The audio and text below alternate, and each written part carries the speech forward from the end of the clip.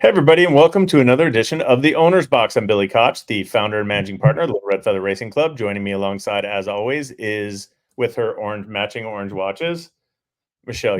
Michelle, you don't stink, but you have had a long day. You miss. We had been talking before about the fact that Michelle does not wear deodorant. So, Now you can't tell everybody. well, yeah, if anybody's out there and you ever see Michelle and she kind of stinks a little bit, you can let her know. Let me know. You can let me know if I stink a little bit because I'm 99.9% sure I have like that Asian gene where you don't have BO or earwax. Remind everybody what the nationality is, like your mom and dad. My mom is white, but my Okay. dad is Chinese, born and raised in Hong Kong. Is it a reason that I haven't met your parents ever? Well, my dad's been dead since I was 16, so Okay, that's there'll be probably why. no chance of that. No, My mom comes to races. You haven't met my mom? I don't think I've ever met your mom. I swear you've met my mom. Okay, maybe. I don't think so. I think I would remember. Ah, I mean, I I didn't even know about your dad. I'm so sorry. I feel terrible now. Oh, that's all right. I mean, That was a that's long time ago. it was a long time ago. This is Uh, my mom has gray hair now, but that's my mom. You haven't met her? I don't know if I've met her. She's so Really? cute. She's super cute. Yeah. She's, All right. Let's get down to business because we to have Tod defeat the Wojciechowski. Huns? What? Sorry. What'd Let's you say? get down to business to defeat the No, Huns. that's not what I was thinking about. Oh, Do you know what song I was thinking about? what? "Let's get down to business," and then it's some rap song that I don't. Oh, I Yeah, don't know that one then. okay. Well, Tod Wojciechowski, who's been on our show before, is going to join us again. He's going to talk about OBS October, which is a big yearling sale coming up. There is the catalog. It is October 8th and 9th at the Ocala Breeder Sales Are you in. gonna buy anything here? There's some really good pedigrees. Oh yeah, we're going to talk to Tod about kind of the difference between Keeneland and OBS October and all kinds of new who's his favorite sires. I'm sure Michelle has 30 questions ready to go for Wojo. But before we do that, let's talk a little bit about our three things of note. It's an exciting time. We're almost a month. We are, I guess Friday is a A month, month, right, away yeah. from the Breeders' Cup. So 4 weeks. We had some big races out at Santa Anita last weekend. I'm sure Michelle's going to touch on those, and I will chime in with stupid remarks as usual. Go ahead, Michelle. Okay, so the big thing of note this week was definitely the California Crown, like you Yes. already indicated. And I thought it was a big success. I think first year events are always Yeah. hard, right? When you're putting them together, they Yeah. feel like they could be rushed. You're not sure what to expect. You don't know who's going to show up. And I think overall, we were maybe hoping for some more shippers with the inflated purses, and we didn't get that. But we got really solid core groups of horses for the all of the races. The turf races, especially, were very good. And then the California Crown itself was a really thrilling race. So, what it lacked in, just numbers, we got the race that we wanted to see, I think. Quality, not quantity. And let me ask you a question, Michelle. So I didn't know Shabuzi who performed. What's his key song, the main song? Because I always Tipsy, the bar what is it? song. It's Yeah, how called does it go again? Tipsy. How does it go? Come on, Charlotte, pour me another round of whiskey. Everybody's in the bar getting tipsy. Right, I got it. I Yeah, got it. if Yeah, my yeah, yeah. kids sing it, and Spencer is like, "Shaboozey." He loves Everybody loves Shibuya. That was, Shaboozey. look, it was pretty cool. It was, I have to admit, I was a bit concerned going into the day because I didn't feel there Mhm. was a lot of hype for it, but they did a great job of packing that side of the track. Santa Anita did a really nice job. And yeah, the races were great. I thought Subsandador, pretty incredible winning that race, beating two Bafferts, which is very rare. I thought Johannes winning the City of Hope Mile the way he did stamped him as one of the early favorites for the Breeders' Cup Mile. I think And we've said on the show a couple of times that he could win the Breeders' Cup, right? Like, I think he's good enough. I really do. I right? think, and plus not having to ship, just his style. He reminds me. This is going to be a bad comparison because Michelle, you're going to poo-poo it immediately. But the last kind of big time U.S. miler I feel was like Wise Dan, and Oh, I know you're going to poo-poo it, but I am gonna Johannes has poo-poo lost it. one race in his life. He's completely dominated Southern California, and yes, he has a ways to go before Wise Dan. I 100% realize that Wise Dan was amazing And and he won. shipped everywhere. He shipped there. So I'm not. I don't want to say that he's there, but if he wins the Breeders' Cup Mile, I think that's like he's kind of getting there. That's Yeah, what I'm trying to yeah, say. You know what I mean? he's Like, look, definitely we're have gonna an have upward trajectory. right. We're gonna have amazing Europeans. They're gonna look amazing in there. But like, the big race this weekend is the race at Keeneland where you have Carl Spackler and horses like that are going to come in. But I think Johannes is just as good as those East Coast contingent. I think he could be with the right trip. He could be very tough in the British Cup Mile, and we love his owners who are so. Do you know his owners gave money to Karma? Very nice Oh, donation. did they? Yep. Very nice, and his sister is actually running, Friday at Santa Anita. Yes. So Ski that runner. I thought it was a great day. I think they probably learned a lot. I would have loved to have been in the postmortem afterwards. Just things we would do better, things we would do differently. Stacy Nix is really a genius as far as taking care of the owners and and I know for us, we had a lot of people there because we had 3 runners that day, and credit to Santa Anita and First Racing for really taking care of our owners, which meant a lot to me personally. That's very nice. Yep. Other races on the card, like you mentioned, the California Crown that we talked briefly about. Also, the John Henry Turf Championship that went to Cabo Spirit, who was allowed to just loaf along on a lonely lead. No one decided to give him any pressure. That was crazy. That was a crazy race. Pace makes the race. We say it. There's 2 things we say on this show all the time. Number 1, pace makes the race. Number 2, this game is hard. Yeah. And you look at a horse like Gold Phoenix who finished 5th and got beat 3 lengths, and Could you just buy him a rabbit? can't say, yeah, we need someone. We need to kind of set it up a little bit better. So, I feel but like the last 2 or 3 turf races have been hindered so by a lack of a true pace presence or yeah, any pace pressure, and it really makes the rest of the race kind of fall apart behind them. yeah, because you Uh can't close because they all. If you look at the chart of that race, Mhm. the horses that finished first, second, third, and fourth were first, third, second, and fourth from the start. Yeah, Literally, they just changed positions behind Cabo Spirits, which yeah. they call that a boat race. It's a merry-go-round, whatever it is. But nobody, and there were some classy horses behind him that just you couldn't make up any ground. And that's part of the game, though. I mean, Mhm. no one complained. No one. This is hey credit to Abel Cedillo and George Papadromo and his team for having that horse ready to fire and just kept going. Next thing of note would still be kinda like a 1A, I guess, to that Yeah, day, and it was that we had a couple other stakes races. Super, super impressive win by Sugarfish yeah, and a devastatingly good win by Straight No Chaser. yeah. Interesting. Straight No Chaser is like a mystery horse, right? He runs like once every 6 months, and if he's right, he's almost unbeatable. He's so fast. The problem is he going to be able to stay sound Yeah. for another month and go to the Breeders' Cup? And he's going to face a lot more speed than he faced the other day as well. I thought Sugarfish was pretty impressive. Obviously, Darren Manor not being in the race kind of Mhm. put a damper on that race, but no disgrace for Sugarfish, who is full of run and is only getting better and better for Jeff Mullen. She's going to have to probably step her game up to take on some horses like Idiomatic, who runs this weekend, and horses like that in the Breeders' Cup distaff. But she's surely capable. And again, I think you got to take a little bit of, we'll call it, I'm thinking of the right word. You have to take the Southern California horses a little more seriously in the Breeders' Cup this year because there's no shipping, I think. And I think a lot of them have run over that Del Mar track. I think that Del Mar track is tricky. I would take a look. Obviously, the Europeans on the grass because they always win those grass races. Yeah, but And last time we were at Del Mar, the Japanese dominated. I was about to say, you took the words right out of my mouth. I would look at those Japanese horses. I think there was a 2-year-old filly that beat the boys the other Yeah, day.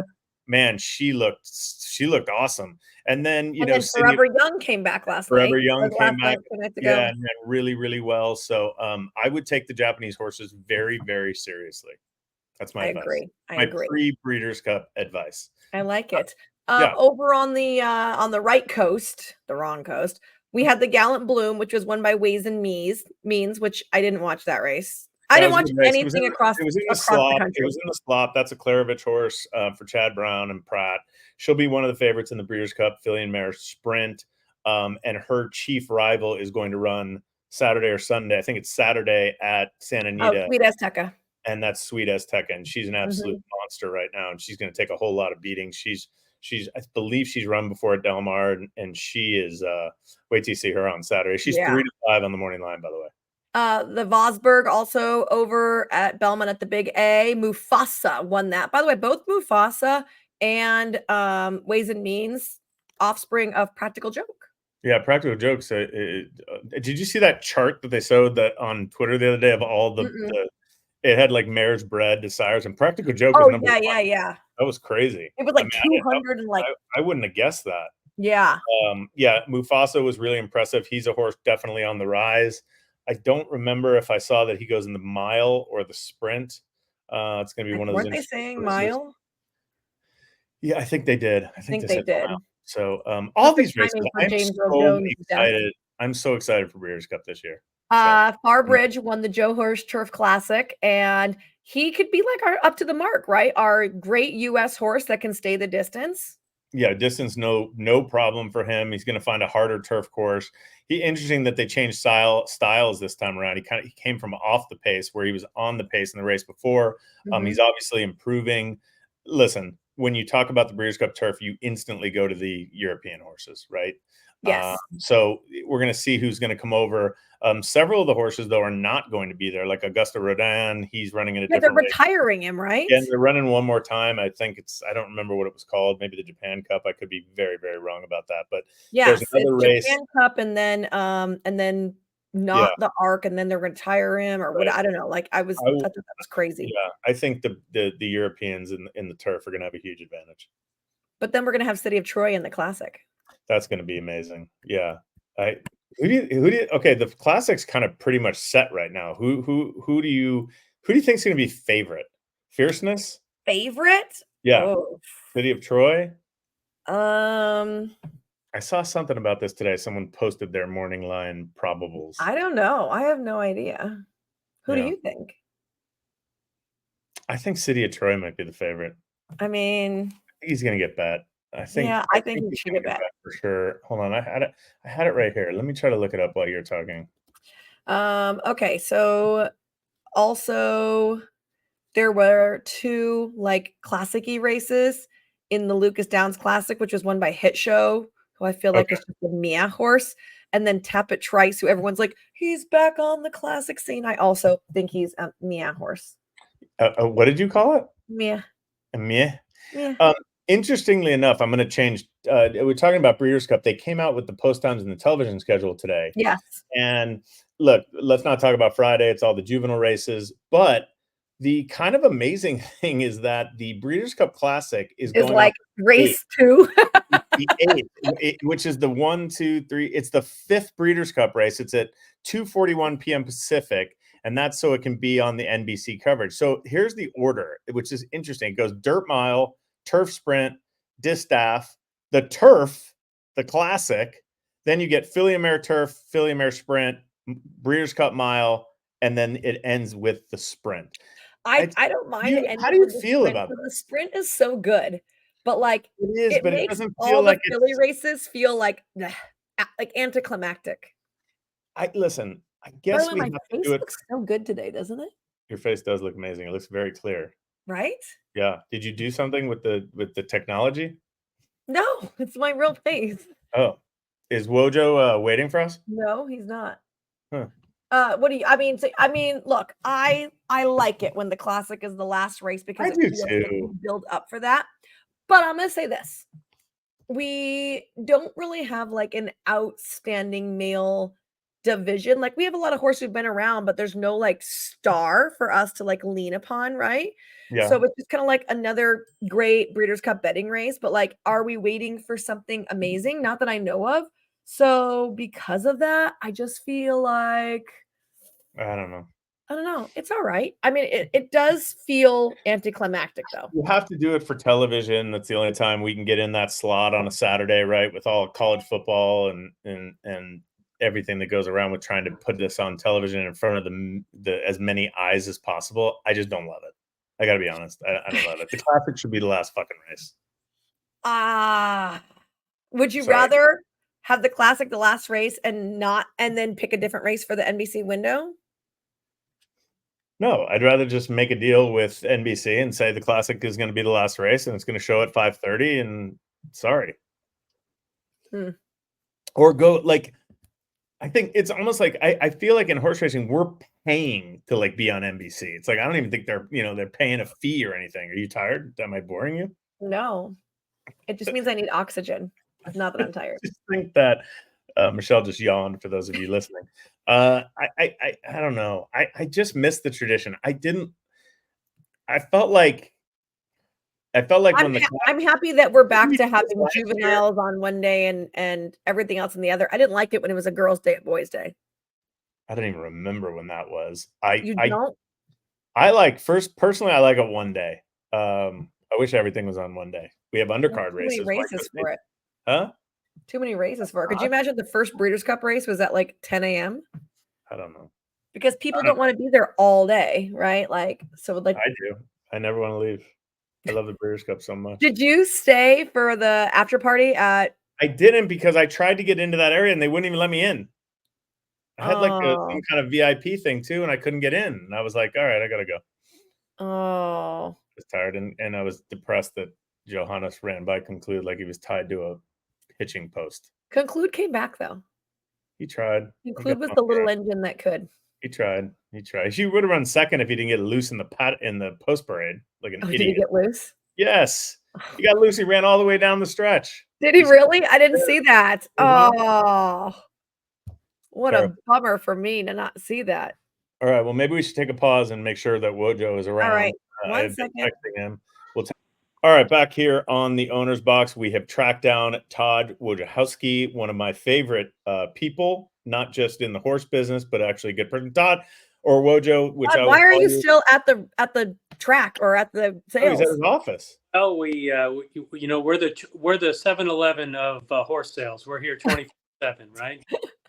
Trying to get ready, leading up to the yearling sale, and just got a lot of Oh things. yeah, we were just talking about it, but I have a question before we even start that. Have you ever heard of Shabuzi? No, Yeah. Okay. Yeah. Didn't go. He's But been number 1 for like 11 weeks, and there's he was the only like star at Santa Anita, California California California Crown Day. Crown. Did you watch any of the California Crown races? I read the charts. I You did read not. the charts. Okay. Some horse racing fan you are. All right. Woj, we had you on. On a sale here.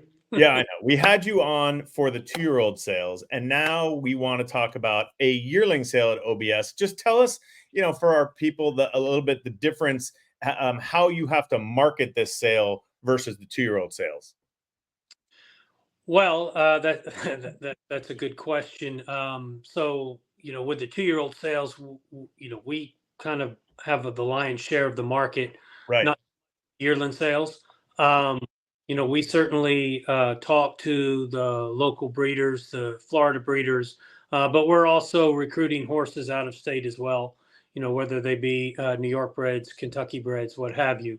So it's kind of a all encompassing process to try to attract yearlings for our sale. Why would someone want to sell at OBS October rather than, say, the sale that just happened in Keeneland, the September sale? Well, I think probably the biggest thing is, you have less competition, Mhm. Yep.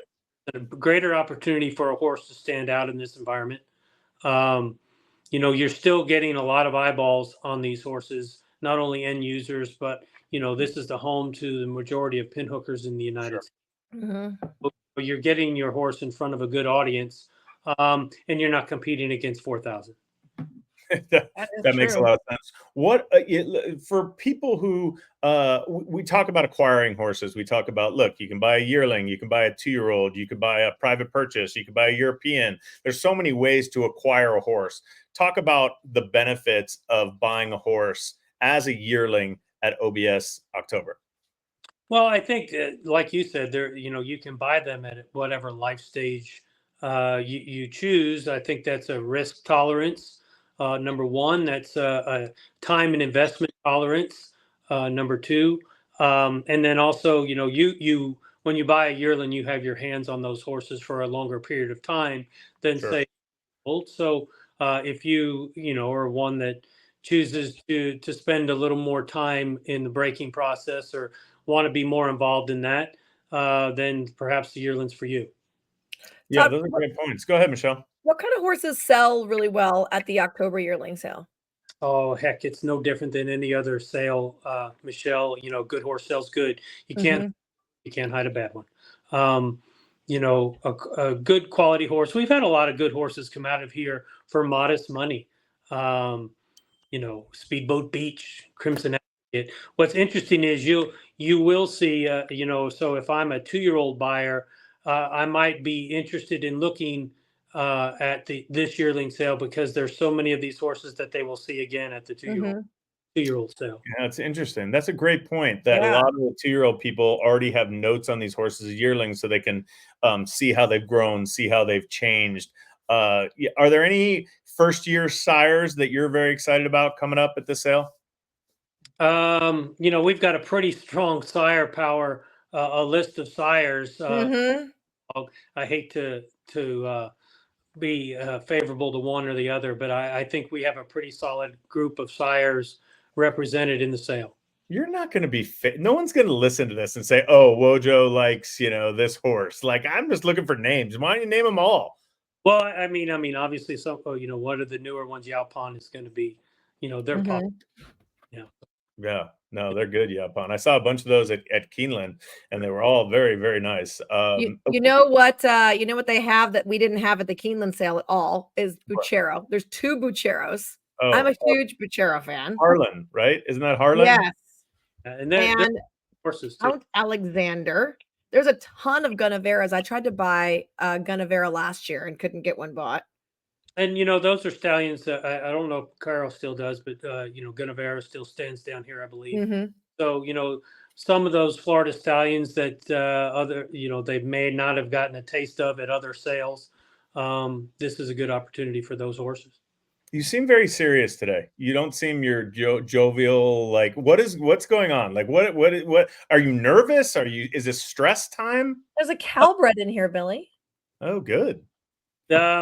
Well, anytime we get close to sale time, there's a lot of things going on, and I guess a little stressful, but no, just kind of excited, maybe nervous, anxiety, excitement coming up on a sale.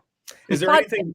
Oh, sorry, Michelle. sorry, go Is ahead. there anything new? Is there anything new that we can look forward to, that we can tell the people, whether it's about the horses, if it's a new testing? Is there anything new at OBS? Is the kitchen different? So I know you guys went over. Don't change the kitchen. I We love the the kitchen. kitchen. Yeah, I love the soups. No, I like the tuna. the same. Stepping outside of horses a little bit, we do now have a card room that'll be open and functioning during the sale. So Really? enjoy. I'm not telling my husband that. He will all of a sudden want to go to every OBS sale. I'm like, "What'd you buy?" "Nothing." "What'd you do?" "Played cards." So that's an exciting addition to on the grounds here for sure. Go ahead, Michelle. Tod, I want to talk about I feel like as we've moved towards the digital era more and more, we have like straight digital sales and whatnot. Even at Keeneland, we heard people buying online. Have you seen a big swing towards more people moving and buying away from the sales than going to the sales, especially because you guys do such a great job on your website having photos and videos and everything up? I mean, you make it so easy for the consumer at home. Yeah, Tom Ventura and I were talking about that. Tom Ventura, our president, and I were talking about this the other day. Prior to COVID, the thought of selling a horse online, whether it be through the live auction or through a timed auction, Mhm. it was a kind of a far off thought. But now we don't know how we'd live without it, I think, at this point. The internet bidding for the live sales, and now the online sales, which we'll be diving into shortly. There'll be some news coming out on that soon from OBS on the online side. Yeah, I think it's here to stay. It's an important part of the process. I think technology is obviously played a huge part in that. The ability to have quality video, walking videos, under tack videos, what have you. For the 2-year-old sales, of course, the under tack, but for the yearling sales, the quality the quality of video that's available, I mean, yeah, you can certainly buy a horse and not be here.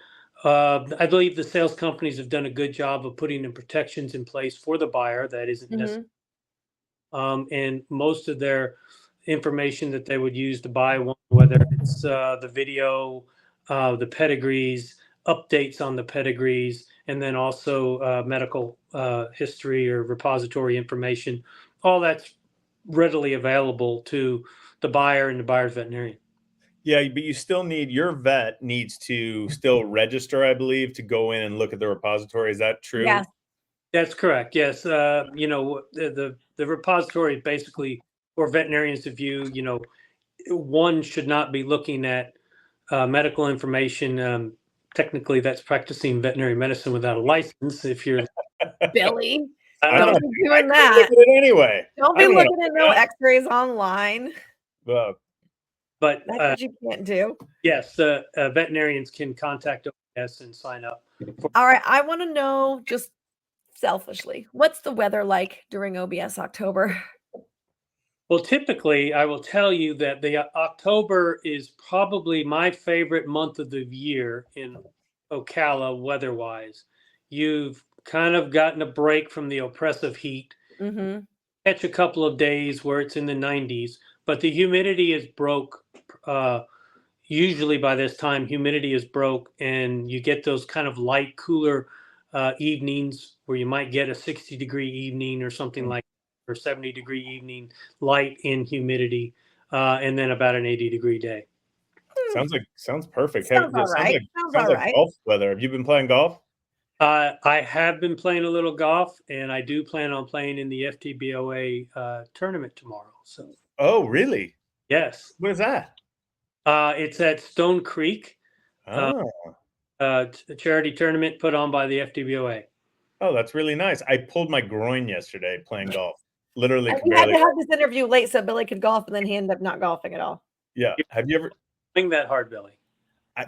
So stupid, right? Have you ever pulled your groin? Like, everyone's telling me this is going to be like I'm out for a month. Yeah, Well, you can't come back too early. Not golfing, but I have pulled my groin, and it does take a little while to heal up. But I would give you this one little piece of advice: make sure it's actually a groin pull. That could be a sign of your hip bothering you, not just not. Oh, it could be like a hip flexor. It could be a hip flexor, or Ooh. I am currently. I have 2 hip replacements. I had one about 10 years ago, and I had one about 2 months ago. And the telltale that your hip is starting to go out is that you get groin pain. And my original hip replacement started off as what I thought was a groin pull, and like 3 months later, I still have this pulled groin, and I'm like, this can't be a groin. Billy, why did I even read this? So now I'm so depressed. no, just go to the doctor. Given that, knowing that you were an athlete in your younger years, so. Oh, but I don't stretch as much. It's just so stupid. Anyway, I listen. have bad AstroTurf to thank for. Woj, we're going to wish you the best of luck. We know the sale's coming up October 8th and 9th. Your website is awesome. It's obssales.com.